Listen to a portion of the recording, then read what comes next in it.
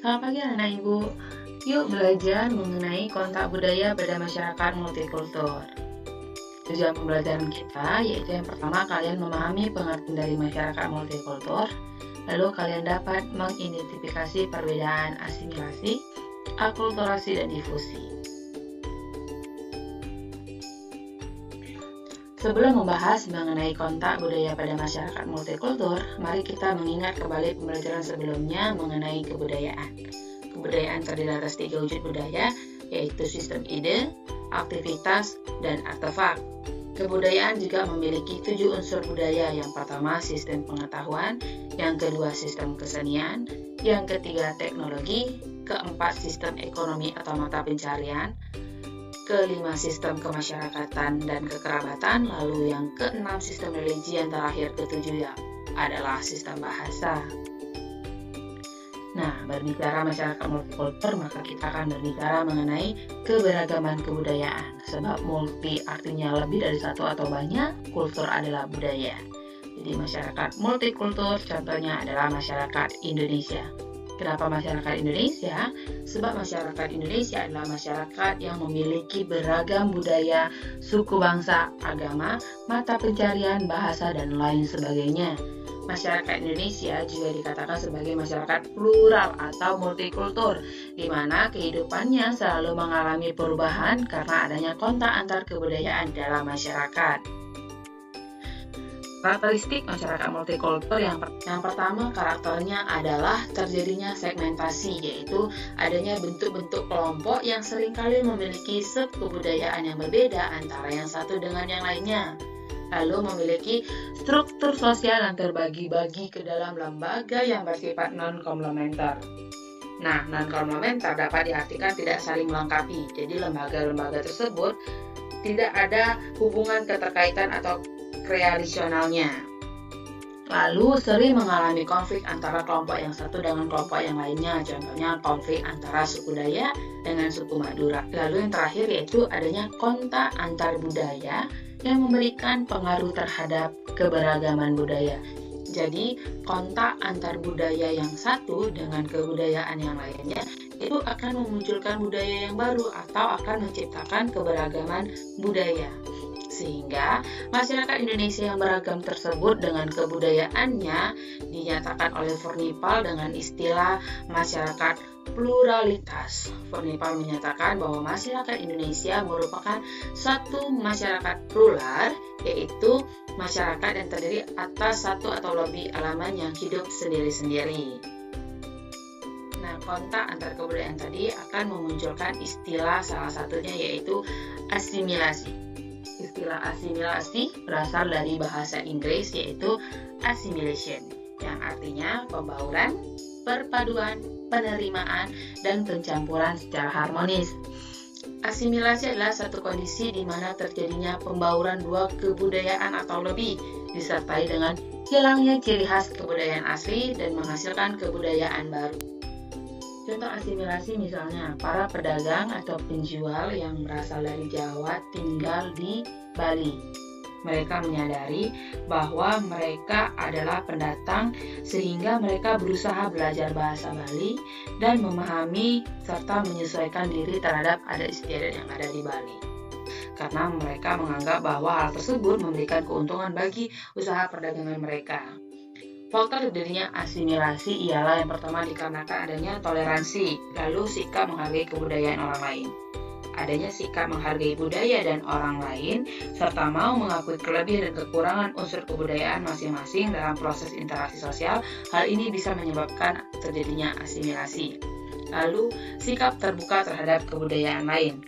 Sikap keterbukaan pihak yang berkuasa untuk memberikan akses yang seluas-luasnya baik dalam bidang pelayanan kesehatan, pendidikan, kesejahteraan rakyat bagi kelompok masyarakat pendatang dan minoritas itu juga menjadi salah satu faktor terjadinya asimilasi. Persamaan dalam unsur kebudayaan, lalu adanya musuh bersama. Hal ini juga merupakan faktor terjadinya asimilasi. Akulturasi. Istilah akulturasi berasal dari bahasa Latin yaitu alculturate, yang artinya tumbuh dan berkembang bersama. Akulturasi kebudayaan adalah perpaduan antara dua kebudayaan atau lebih yang berbeda. Hal ini terjadi akibat adanya interaksi antar kelompok masyarakat yang mempunyai kebudayaan tertentu dengan kelompok masyarakat lainnya. Proses akulturasi tidak menyebabkan hilangnya unsur kebudayaan. Hal ini kalian harus ingat bahwasanya proses akulturasi itu tidak menyebabkan hilangnya unsur-unsur kebudayaan dari dua atau lebih kelompok masyarakat tadi. Kebudayaan asli masih bisa dilihat ciri-cirinya serta dapat dibedakan dan dianalisis jika dibandingkan dengan kebudayaan dari luar. Contohnya adalah misalnya wayang, lalu candi Borobudur, seni kaligrafi, kesenian gambang kromong, dan lain sebagainya. Untuk akulturasi sangat banyak contoh-contoh yang ada di sekitar kita. Oke, faktor terjadinya akulturasi ya, yang pertama kontak kebudayaan, yaitu interaksi antar kebudayaan satu dengan kebudayaan yang lainnya. Lalu adanya unsur baru yang memiliki nilai. Kemudian penduduk heterogen adalah penduduk yang beragam kebudayaannya. Lalu pendidikan formal yang maju juga menjadi salah satu terjadinya akulturasi. Dan yang terakhir adalah toleransi. Hal tersebut menyebabkan adanya terbentuknya yang namanya istilah akulturasi. Yang terakhir adalah difusi. Difusi adalah peristiwa penyebaran unsur-unsur kebudayaan dari satu masyarakat ke masyarakat yang lainnya. Menurut antropolog Haviland, difusi adalah penyebaran kebiasaan atau adat istiadat dari kebudayaan yang satu pada kebudayaan yang lainnya. Hal ini berlangsung dengan teknik meniru atau imitasi. Faktor terjadinya difusi biasanya dikarenakan pernikahan lintas budaya. Misalnya orang Minang menikah dengan orang Bali. Hal ini bisa menyebabkan penyebaran kebudayaan. Lalu yang kedua yaitu populasi migrasi, di mana terjadinya perpindahan penduduk. Otomatis perpindahan penduduk yang berpindah itu akan membawa kebudayaan yang ada pada sukunya. Lalu yang ketiga adalah perdagangan. Seperti contoh asimilasi tadi, bahwasanya orang Jawa yang datang ke Bali juga membawa penyebaran kebudayaan yang dimiliki mereka. Lalu yang keempat, melalui media massa dan teknologi yang sudah kita lakukan di pembelajaran sebelumnya, di mana kalian melakukan penelitian kebudayaan, lalu hasil penelitian tentang kebudayaan yang ada di Bali ini kalian expose atau kalian upload di media sosial kalian, itu juga termasuk dari bentuk penyebaran unsur-unsur kebudayaan. Oke, materi kita sudah selesai mengenai kontak pada masyarakat multikultur. Di sini ada tugas kelompok terkait dengan materi yang sudah disampaikan. Sekarang kalian silahkan duduk dengan kelompok yang telah dibentuk. Adapun instruksi tugas kelompok yang pertama, carilah gambar terkait dengan asimilasi dan akulturasi. Jadi kalian mencari satu gambar asimilasi dan mencari satu gambar akulturasi.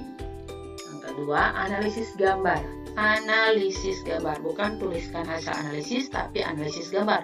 Yang namanya analisis gambar adalah kalian secara seksama melihat gambar tersebut, menentukan lalu mendiskusikan gambar ini masuk bagian asimilasi atau akulturasi. Sudah, setelah kalian analisis gambar, lalu berikan alasan. Apa alasan kelompokmu menyatakan bahwa gambar tersebut termasuk asimilasi dan akulturasi? Oke, yang keempat, berikan contoh dari difusi yang kalian pahami. Jadi silahkan mencari contoh dari difusi yang ada di sekitar kalian atau yang sudah kalian pahami terhadap penjelasan materi yang sudah disampaikan. Berikut adalah contoh pengertian tugas kelompok. Nah, ini gambar siapa?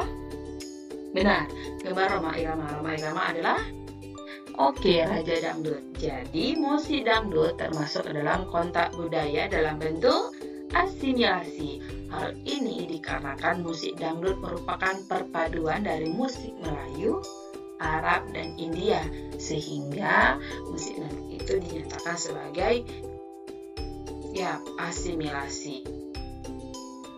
Oke, itu sampai sini penjelasan materi dan tugasnya. Nanti untuk tugasnya akan diberikan dalam bentuk LKPD di grup kelas. Selamat mengerjakan. Terima kasih anak ibu.